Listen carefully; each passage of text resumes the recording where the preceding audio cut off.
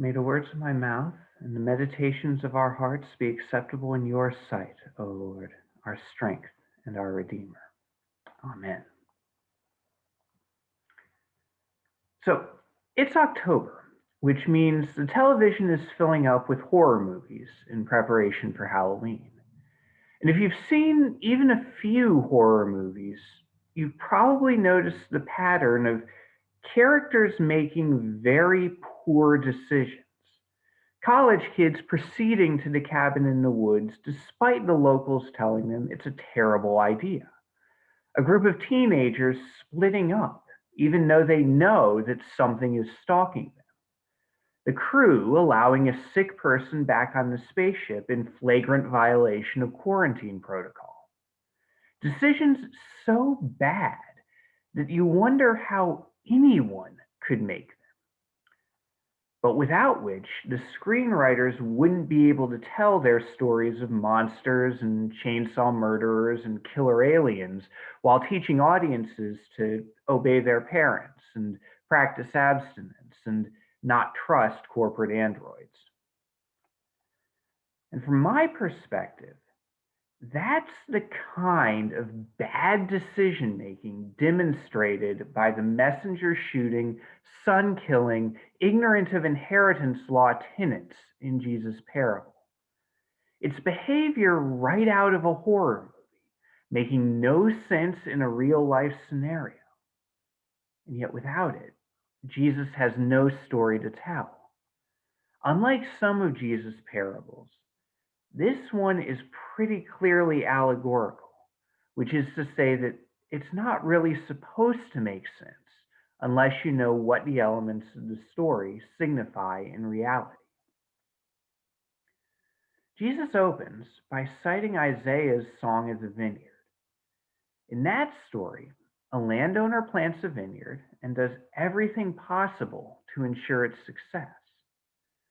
But the vineyard does not yield sweet grapes for making wine, only wild grapes good for nothing. So the landowner tears down the fence and allows the wilderness to reclaim the failed vineyard. Isaiah tells us that God is the landowner and the vineyard is Israel, a people who yield injustice and bloodshed despite everything God does to help them grow in righteousness. Jesus draws us into that same allegory, but he introduces a new character, the tenants of the vineyard, who are supposed to help cultivate the grapes and then turn over the produce to the landowner. The tenants exhibit some really bad behavior, not just refusing to pay, but physically harming the messengers sent to collect, and then further deciding that if they kill the landlord's heir, they will own the land they now only lease, which doesn't make sense under Jewish inheritance law, Roman inheritance law, or indeed any legal system that acknowledges a difference between possession and ownership. Just as choosing to hike to the isolated cabin only makes sense if the kids believe the monster is a myth, the only way the tenant's bad decision to kill the heir makes any sense is if they believe the landowner is dead. Because if no one comes forward to legally contest their possession, then it could continue to stand. Now, since the landowner sent all these messengers and his son, that seems kind of unlikely.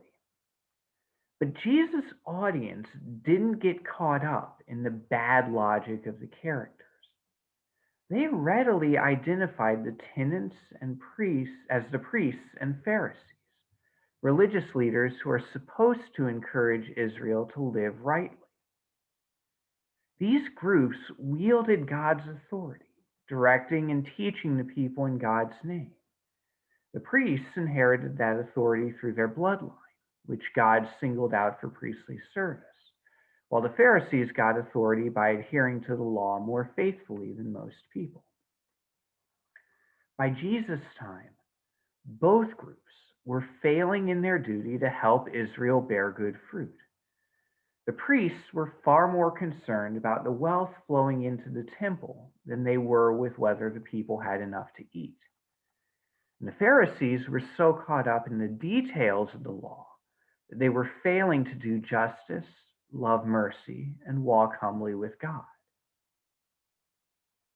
But as long as they silence anyone who speaks against them, beating and stoning and killing the prophets who God sent to call them back in love, they can continue managing the vineyard of Israel however they want, to their own benefit, rather than in service of God's purposes. Jesus knows that to prevent him from overturning their position, these leaders will soon collude with the Roman Empire to have the Son of God put to death. Jesus' point with this parable is that the priests and Pharisees have forgotten who they are. They are tenants, stewards of a living landowner. Their job is to cultivate what is right in God's people, not to make a profit for themselves. They are, according to Jesus, acting like atheists or agnostics.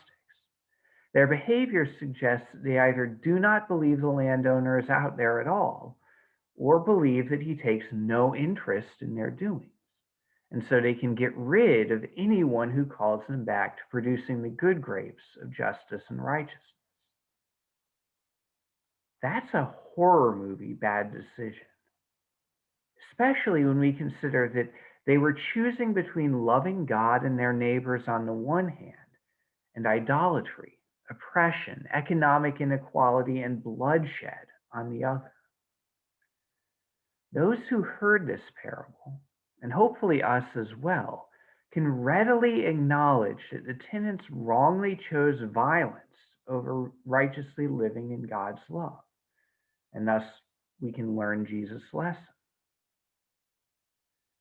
But if it's a bad decision to knowingly break God's commands, to willfully disregard the needy, to deliberately fail to love our neighbors, then we, as God's tenants in the vineyard of the United States, have not learned the lesson of the parable. And so we are living in a horror movie where we would expect justice on the streets and in apartments. We instead see bloodshed. Where we look for righteousness in courtrooms and state houses, we instead hear the cries of justice denied and freedom curtailed. Where we should find fruitful growth, we instead see people dying needlessly by the thousands. And like the wicked tenants who chose to abuse and kill, our world is this way not because God made it so, but because we chose poorly, acting as though God is dead or at least permanently absent. And we can thus go against God's love without consequences. If we want to stop living in the horror movie where police brutality is a regular occurrence and equal protection under the law is only a dream and unchecked disease stalks us every time we leave home, then we need to make better choices. The choices of a tenant who knows that all creation is God's vineyard, a treasure to be tended for the long term and not plundered for immediate profit. And while making bad decisions in God's vineyard will not make us food for predatory monsters and aliens, following the way of the wicked tenants does set us in the path of the cornerstone. Because to those who resist it, God's love is like a stone against which our hatred will beat us until we are broken, and under which our indifference will be crushed. But to walk in love rather than hate, to live in justice and righteousness rather than oppression and bloodshed, to worship God instead of idols, to be faithful stewards and not wicked tenants, these are choices we can make this day and November 3rd and every day. So let us decide not to follow the way of the wicked and instead love God and one another as we ought.